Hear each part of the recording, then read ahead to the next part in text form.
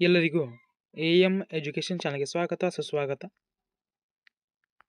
ಈಗಾಗಲೇ ರಾಣಿ ಚೆನ್ನಮ್ಮ ವಿಶ್ವವಿದ್ಯಾಲಯ ಹಾಗೂ ಇತರೆ ವಿಶ್ವವಿದ್ಯಾಲಯಗಳು ಪರೀಕ್ಷೆಯ ವೇಳಾಪಟ್ಟಿಯನ್ನು ನಿಗದಿಪಡಿಸಲಾಗಿದ್ದು, ಬಹಳಷ್ಟು ವಿದ್ಯಾರ್ಥಿಗಳು ನಮ್ಮ ಟೆಲಿಗ್ರಾಮ್ ಹಾಗೂ ವಾಟ್ಸಪ್ಗಳಲ್ಲಿ ಓಲ್ಡ್ ಕ್ವಶನ್ ಪೇಪರ್ ಬಗ್ಗೆ ಮಾಹಿತಿಯನ್ನು ನೀಡಿ, ಹಾಗೆ ಓಲ್ಡ್ ಕ್ವಶನ್ ಪೇಪರ್ ನಾವು ಹೇಗೆ ಡೌನ್ಲೋಡ್ ಮಾಡಿಕೊಳ್ಳಬೇಕು ಎಂಬುದರ ಬಗ್ಗೆ ಬಹಳಷ್ಟು ಜನ ಕೇಳ್ತಾ ಇದ್ರು.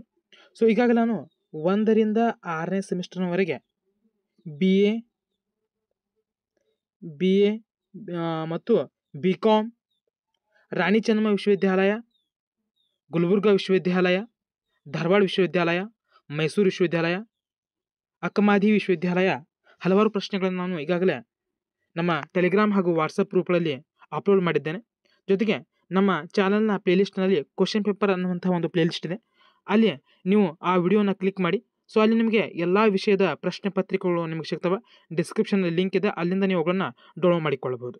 ಸೊ ಇವತ್ತು ನಾವು BA 2ನೇ ಸೆಮಿಸ್ಟರ್ ಸೆಪ್ಟೆಂಬರ್ ಮತ್ತು ಅಕ್ಟೋಬರ್ 2022 ನಡೆದಂತಹ 2ನೇ ಸೆಮಿಸ್ಟರ್ NEP ಸಿಲೆಬಸ್ ಸಂಬಂಧಪಟ್ಟಂತಹ ಪ್ರಶ್ನೆ ಪತ್ರಿಕೆ, ಕನ್ನಡ ವಿಷಯಕ್ಕೆ ಸಂಬಂಧಪಟ್ಟಂತೆ ಮುತ್ತಿನ ಹಾರ ಎನ್ನುವಂತಹ ಒಂದು ಘಟಕ, ಇದರ ಮೇಲೆ ಪ್ರಶ್ನೆ 2 ಗಂಟೆಯ ಸಮಯ, ಒಟ್ಟು 60 ಅಂಕದ ಪ್ರಶ್ನೆ ಪತ್ರಿಕೆಯಾಗಿದೆ.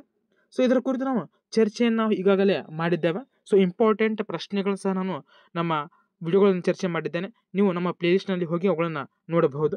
ಈಗ ನಾವು ಪ್ರಶ್ನೆ ಪತ್ರಿಕೆಯನ್ನು ಚರ್ಚೆ ಮಾಡೋದಕ್ಕೆ ಮುಂಚೆ ನೀವು ನಮ್ಮ ಟೆಲಿಗ್ರಾಮ್ ಚಾನಲ್ನ ಜಾಯ್ನ್ ಆಗಿಲ್ಲ ಅಂದರೆ ಅಲ್ಲಿ ಜಾಯ್ನ್ ಆಗಿ. ಈ ಎಲ್ಲ ಪ್ರಶ್ನೆ ಪತ್ರಿಕೆಗಳು ನಿಮಗೆ PDF ರೂಪದಲ್ಲಿ ಹಾಗೂ ವೆರಿ ಇಂಪಾರ್ಟೆಂಟ್ IMP ಪ್ರಶ್ನೆಗಳು ಸಹ ನಿಮಗೆ ನಮ್ಮ ಗ್ರೂಪ್ನಲ್ಲಿ ಲಭ್ಯವಾಗ್ತವೆ.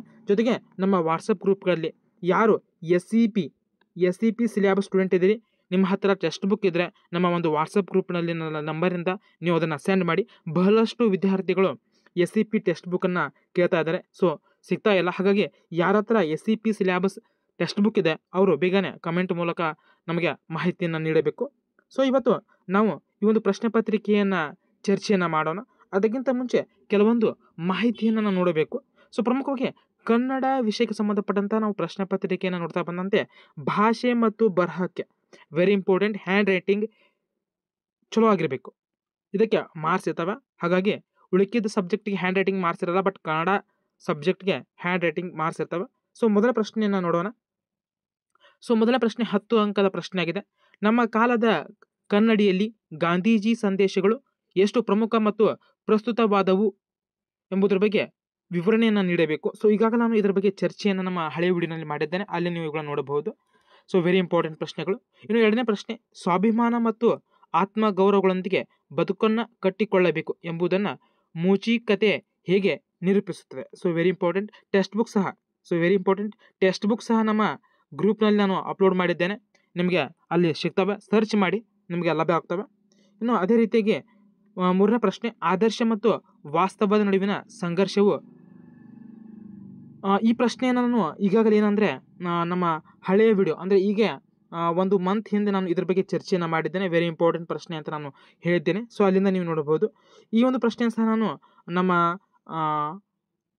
46ನೇ ವಿಡಿಯೋನಲ್ಲಿ ನಾನು ಇದನ್ನು ಚರ್ಚೆಯನ್ನು ಮಾಡಿದ್ದೇನೆ. ಸೊ ವೆರಿ ಇಂಪಾರ್ಟೆಂಟ್ ಪ್ರಶ್ನೆಗಳು. ಈ ರೀತಿಗೆ ಪ್ರಶ್ನೆ ಪತ್ರಿಕೆಯನ್ನು ನಾವು ನೋಡ್ತಾ ಬರ್ತೀವಿ. ಇನ್ನು ಪ್ರಮುಖವಾಗಿ 5 ಅಂಕದ 2 ಪ್ರಶ್ನೆಗಳು, ಬೇಕಾದ 2 ಪ್ರಶ್ನೆಗಳಿಗೆ ಟಿಪ್ಪಣಿಯನ್ನು ಬರೆಯಿರಿ. ನಾನು ಈಗಾಗಲೇ ಹೇಳಿದಂತೆ ಗಾಂಧೀಜಿ ಜೀವನದ ಮೇಲೆ ಪ್ರಶ್ನೆಗಳು ಬಂದೇ ಬರ್ತವೆ, ಹಾಗಾಗಿ ವೆರಿ ಇಂಪಾರ್ಟೆಂಟ್ ಆದಂತಹ ಒಂದು ಪ್ರಶ್ನೆ ಆಗಿದೆ. ಇನ್ನು ಕವಿ ಪರಿಚಯ, ಒಂದು ಕವಿ ಪರಿಚಯನ ಕೇಳ್ತಾರೆ. ಅದ್ರ ಜೊತೆಗೆ ಒಂದು ವ್ಯಕ್ತಿಯ ಕುರಿತು ಅಥವಾ ಒಬ್ಬರ ಸಂವಾದದ ಕುರಿತು 5 ಅಂಕದ ಪ್ರಶ್ನೆಯಲ್ಲಿ ಕೇಳುವಂತಹ ಪ್ರಶ್ನೆಗಳು ವೆರಿ ಇಂಪಾರ್ಟೆಂಟ್ ಆಗ್ತವೆ ಅಂತ ನಾನು ಹಳೆ ಕ್ಲಾಸ್ನಲ್ಲಿ ಹೇಳಿದ್ದೆ. ಸೊ 1 ಅಂಕದ ಪ್ರಶ್ನೆಗಳನ್ನು ನೀವು ಚರ್ಚೆ ಮಾಡಬೇಕಾದ್ರೆ ಸೊ ಇದ್ರ ಬಗ್ಗೆ ನಾನು ಹುಡುಕ್ತಾ ಇದ್ದೀನಿ. ಶಾರ್ಟ್ ನೋಟ್ಸ್ ಯಾವುದಾದ್ರು ಸಿಕ್ಕರೆ ನಾನು ಬೇಗನೆ ಒಂದು ಹೊಸ ವಿಡಿಯೋನ ಮಾಡಿ ಬೇಕಾದ್ರೆ ನಾನು ನಿಮಗೆ ನಮ್ಮ ಟೆಲಿಗ್ರಾಮ್ ಹಾಗೂ ವಾಟ್ಸಪ್ ಗ್ರೂಪ್ನಲ್ಲಿ ಅದನ್ನು ಅಪ್ಲೋಡ್ ಮಾಡ್ತೀನಿ. ಸೊ ಹಾಗಾಗಿ ನೀವೆಲ್ಲ ಅದನ್ನು ಜಾಯ್ನ್ ಆಗಿ ಮತ್ತು ಅದನ್ನು ಸದುಪಯೋಗವನ್ನು ಪಡೆದುಕೊಳ್ಳಿ. ಸೊ ನಿಮಗೆ ಬೇರೆ ಪ್ರಶ್ನೆಗಳು ಬೇಕಾದರೆ ನಮಗೆ ಕಮೆಂಟ್ ಮೂಲಕ ತಿಳಿಸಬೇಕು. ಈ ಒಂದು ವಿಡಿಯೋ ಲೈಕ್ ಟಾರ್ಗೆಟ್ 1000. ಎಲ್ಲರೂ ತಪ್ಪದೆ ಲೈಕನ್ನು ಮಾಡಿ ನಮಗೆ ಮೋಟಿವೇಶನ್ ನೀಡಿ. ಧನ್ಯವಾದಗಳು.